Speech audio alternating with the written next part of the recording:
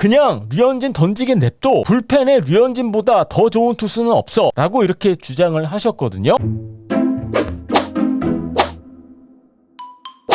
자, 여러분들 정규 시즌을 치르다 보면은 뭐 이런 경기도 있고 저런 경기도 있고, 정규 시즌은 마라톤 아니겠습니까? 하지만 이제는 경기 수가 많지 않기 때문에 오늘 같은 경기 토론토 블루제이스 충분히 이길 수 있었고, 아니 무조건 이겨야 했었던 경기가 아닐까, 저는 그렇게 보고 있거든요. 단순히 류현진 선수의 12승 뭐 이게 문제가 아니라 갈 길이 바쁜 팀이 토론토 블루제이스인데, 뭐 뉴욕 양키스도 아니고 보스턴 레드삭스도 아니고, 물론 뭐 제가 시애틀 메리너스를 무시하는 것은 아니기는 합니다만은, 와, 이 시점에서 메리너스한테 이렇게 발목을 잡힌다고요? 글쎄요, 토론토 블루제이스 입장에서는 정말 힘든 원정 일정이 치러지고 있습니다. 자, 오늘 경기를 이야기하면서 뭐 빼놓을 수 없는 부분이 결국에는 몬토요 감독의 이 투수 교체 타이밍 아니겠습니까? 또 투수 교체 타이밍을 이야기하자면은 너무 결과론적인 이야기일 수도 있겠습니다만은, 아니 여러분, 프로의 세계는 결국에는 결과로 평가받는 게 아니겠습니까? 결과로만 놓고 봤었을 때 몬토요 감독의 투수 교체 타이밍은 실패 그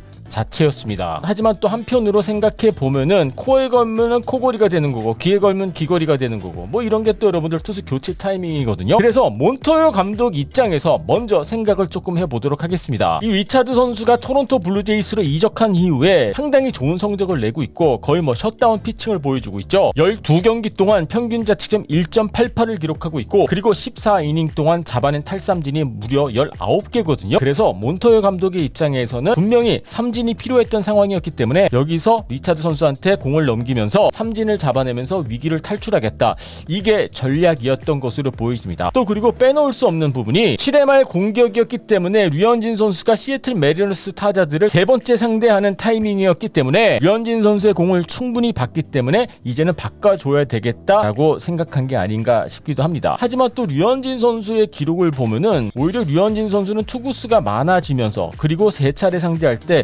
상대 기록이 좋은 선수거든요. 올 시즌 투구수가 75개 넘어가고 난 이후서부터는요, 피안타율이 2할 1푼 6리로 뚝 떨어지고요. 그리고 세 번째 상대했었을 때 피안타율이 2할 3푼 5리입니다. 이 정도면 충분히 해볼 만한 승부가 아니었을까, 저는 그렇게 생각하고 있고, 그리고 7회 상황을 생각하면서 제가 가장 아쉽게 느껴지는 부분이, 예를 들어서 보스턴 레드삭스의 JD 마르티네즈라든지 젠더 보가트 이런 선수를 상대했던 게 아니거든요. 결국에는 3런 홈런을 쳐냈던 토렌스 선수 같은 경우에는 오늘 경기 전까지 타율 2할 9리를 기록하고 있었고, 최근 보름 동안 타율이 1할 3푼 3리였습니다. 최근 1할 때 초반을 기록하고 있는 타자를, 글쎄요, 저는 류현진 선수가 충분히 잡아낼 수 있지 않았을까, 그런 생각이 들거든요. 아무리 리차드 선수가 준비를 하고 있다고 하더라도 충분히 해볼만 했었던 상황이 아니었을까, 저는 그렇게 봅니다. 그리고 그 다음 타자 켈릭 선수 같은 경우에는 오늘 경기 전까지 타율이 1할 5푼 3리입니다. 결국에는 7회 상황에서 아무리 위기 상황이 찾아왔다고 하더라도 말이죠, 몬토요 감독이 토렌스 선수, 켈릭 선수, 류현진이 막아내기가 어렵다, 이런 결론을 내린 것으로 보여지는데, 뭐 여러분들은 어떻게 생각하시는지 모르겠습니다만은 결과를 봐도 그렇고 류현진 선수를 계속 끌고 가는 게 저는 정답이었다고 저는 그렇게 믿고 있습니다. 여러분들, 토렌스랑 켈릭 선수를 류현진 선수가 아무리 위기 상황에서 막지 못한다고요? 여러분들, 오늘 류현진 선수 피안타 3개밖에 내주지 않았고요. 물론 프랑스 선수한테 장타 2개 내주긴 했었습니다만은 뭐 그게 전부였습니다. 한때 14타자 연속 범타 처리를 했었고요. 오늘 리듬감 상당히 좋았거든요. 그래서 더더욱 아쉽게 느껴지는 경기가 아닌가 싶은데, 자, 그렇다면은 현지 팬들은 오늘 경기 관련해서 어떤 반응을 보였는지 확인해보는 시간을 가져보도록 하겠습니다. 자, 랏님께서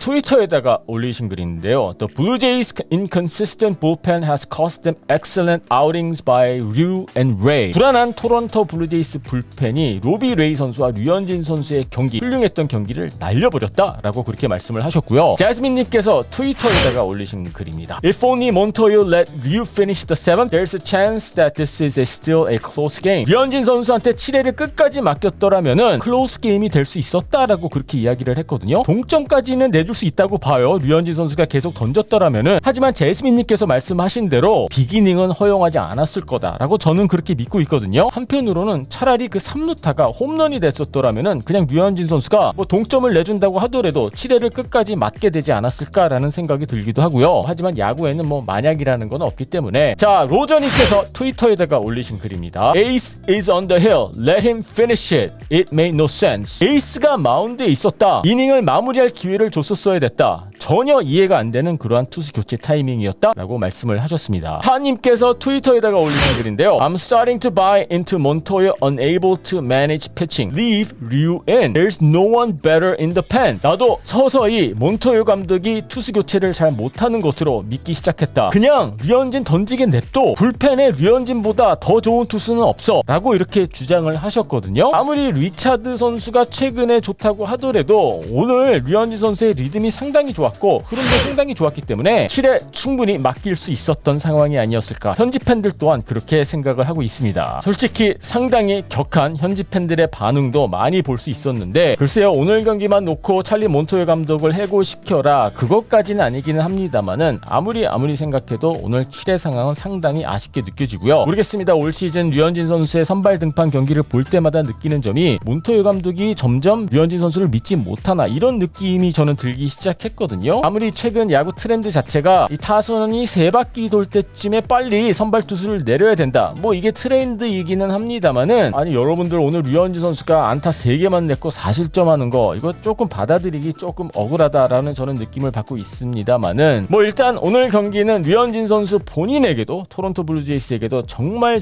아쉬웠던 경기였고요. 무조건 이겨야 했던 경기를 놓쳤기 때문에 모르겠습니다. 오늘 경기에 대한 후유증이 얼마나 길게 갈지는 모르겠습니다만은 일단 7회 상황만 놓고 봤었을 때 말 그대로 대참사가 아니었을까 싶습니다. 자, 여러분들은 오늘 7회 몬토요 감독의 투수 교체 타이밍에 대해서 어떻게 생각하고 계십니까? 그리고 오늘 류현진 선수의 피칭 내용에 대해서는 어떻게 생각하고 계십니까? 자, 여러분들의 의견 궁금하니까는요 밑에 댓글란에 올려주시고요.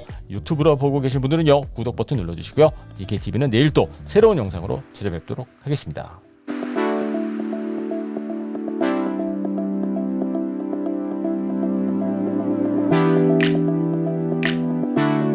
자, 여러분들 2019년 12월 다들 기억하고 계시죠? FA 시장에 나왔던 류현진 선수가 토론토 블루제이스와 4년 계약을 맺었었죠. 당시 현지 팬들은 이렇게 외쳤습니다. 드디어 우리도 에이스 투수가 생겼다. 자, 토론토 블루제이스와 계약을 맺은 지 이제 한 1년 반 정도 시간이 지났는데 자, 류현진 선수가 정말 에이스 역할을 잘 해내고 있는 걸까요?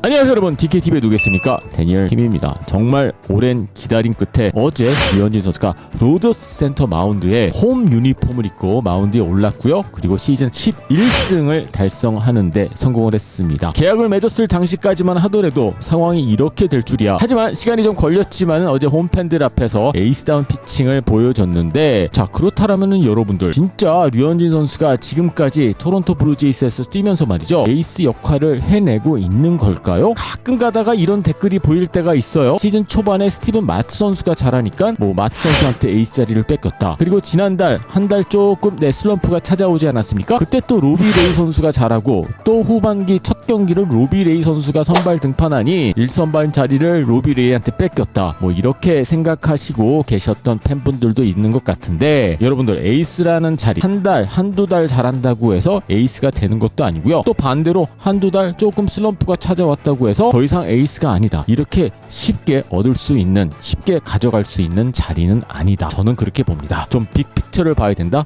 좀 크게 봐야 된다. 그래서 말이죠. 지금까지 류현진 선수의 활약을 조금 여러분들과 정리정돈을 해봐야 되지 않을까 싶거든요. 자, 일단 류현진 선수 올 시즌 아까 말씀드린 대로 뭐 11승 거뒀는데 작년 시즌까지 포함을 해서 생각을 해보자면은 뭐 여러분들 아시다시피 작년 시즌이 단축됐기 때문에 풀 시즌을 작년에 뛰었다라고 보기에는 어렵죠. 그래서 작년 시즌 기록과 올 시즌 기록을 합산을 해보면은요 정확히 190이닝을 소화했고요. 그리고 33경기의 선발 등판 경기가 있었습니다. 뭐 아직 올 시즌 끝난 게 아니기는 합니다만은 작년 시즌의 기록과 올 시즌을 합쳐보면은 어느 정도 풀 시즌의 기록이 나온다라고 볼 수가 있겠죠. 선발 투수가 33경기 선발 등판 그리고 190이닝 이 정도면은 뭐 하나의 풀 시즌이다 라고 볼 수가 있겠죠. 자, 그렇다면은 좀 디테일한 기록들을 살펴보도록 하겠습니다. 자, 2020년 시즌 그리고 올 시즌 지금까지의 성적 다 합쳐봤었을 때 WAR이 5.7을 기록하고 있습니다. 정말